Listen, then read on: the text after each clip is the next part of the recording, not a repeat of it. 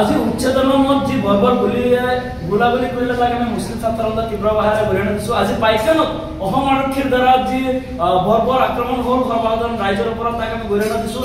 আমাৰ স্থিতি স্পষ্ট।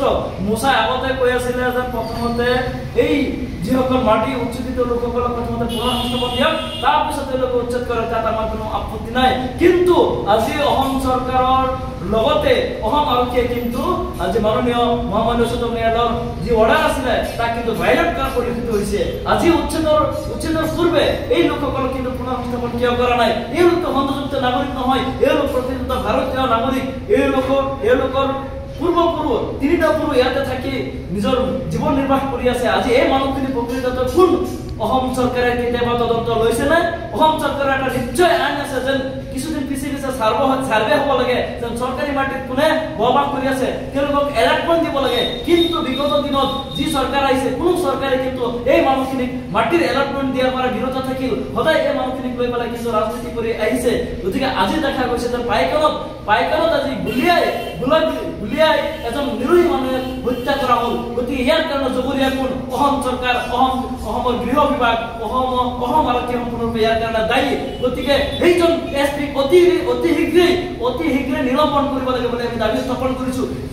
যিজনৰ নিৰ্দেশত আজি এজন নিৰোহী মানুহ গুলিয়াই হত্যা কৰা হ'ল।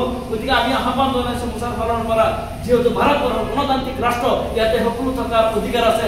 আমি অন্ন বস্ত্ৰৰ সুৰক্ষাৰ স্বাৰ্থত আমি কথা কৈছোঁ, যিহেতু ভাৰতীয় সংবিধানে অন্ন বস্ত্ৰৰ কথা কৈছে। গতিকে এই মানুহখিনি আজিলৈকে কিয় মাটিৰ পাত্তা দিয়া হোৱা নাই? এই মানুহখিনিতো বাংলাদেশী নহয়, সংযুক্ত নাগৰিক নহয়। এই মানুহখিনি যদি সঁচাকৈ সংযুক্ত নাগৰিক হ'লেহেঁতেন আপোনালোকে কিয় তেওঁলোকক ক্ষতিপূৰণ দিছে? ক্ষতিপূৰণ দিয়াৰ চেষ্টা কৰিছে যে 50,000 টকা 1 কটা মাটি দিয়াৰ কাৰণে আপোনালোকে বেনাৰ আনি দিছে।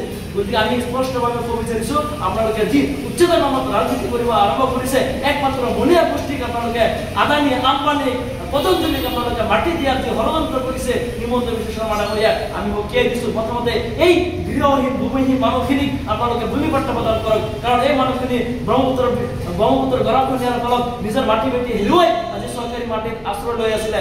আপোনালোকৰ নৈতিক দায়িত্ব আছিল প্ৰথমতে ছাৰ্ভে কৰি এই মানুহখিনিক পুনৰ সংস্থাপন কৰা। গতিকে সেইখিনি নকৰি আজি ফৰেষ্ট এৰিয়াটো যদি মানুহ থাকে, নিশ্চয় ফৰেষ্ট এক্ট এটা আছে, যেন আপোনালোকৰ নিশ্চয় চৰকাৰী এটা আইন আছে, যি আইনৰ জৰিয়তে ছাৰ্ভে কৰি মানুহখিনিক আপোনালোকে ভূমি পট্টা দিব পাৰিলেহেঁতেন। গতিকে সদায় কিন্তু একাংশ ৰাজনৈতিক নেতাসকলে মুছলমানক ভোট বেংকৰ ৰাজনীতি হিচাপে ব্যৱহাৰ কৰিছে। সেই পালি নেতাসকল আজি ক'ত? যিসকলে সদায় নিজকে সংখ্যালঘু বিৰোধী মন্ত্ৰী বুলি কৈ ফুৰিছিলে, আজি সেই মন্ত্ৰীসকলে নিজৰ জাতিৰ সমস্যা কিয় সমাধান কৰিব পৰা নাই? গতিকে আমি মুছলমানৰ নিৰাপত্তাৰ স্বাৰ্থত পুনৰবাৰ কৈছোঁ যে নিৰাপত্তাৰ স্বাৰ্থত এই মানুহখিনিক আপোনালোকে পুনৰ সংস্থাপনৰ ব্যৱস্থা কৰক।